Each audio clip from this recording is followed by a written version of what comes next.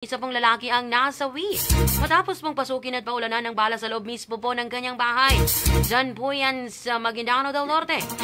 Muli pong nagbabalik, Bombosay Olis para sa buong detalye.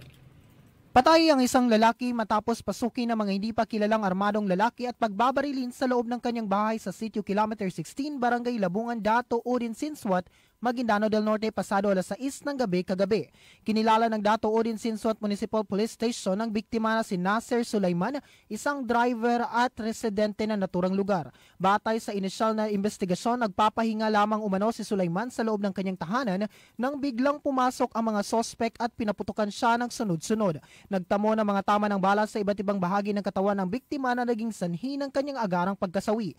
Na-recover ng mga investigador ang 4 na baso ng bala na pinangyarihan ng insidente na pinaniniwalaang mula sa baril na ginamit ng mga salarin. Sa ngayon, nagpapatuloy ang hot pursuit operation ng masusing investigasyon ng mga tauhan ng DOS PNP upang matukoy ang pagkakakilanlan ng mga sospek at posibleng motibo sa likod ng pamamarila.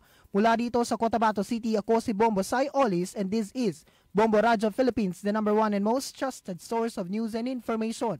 Basta Radyo, Bombo!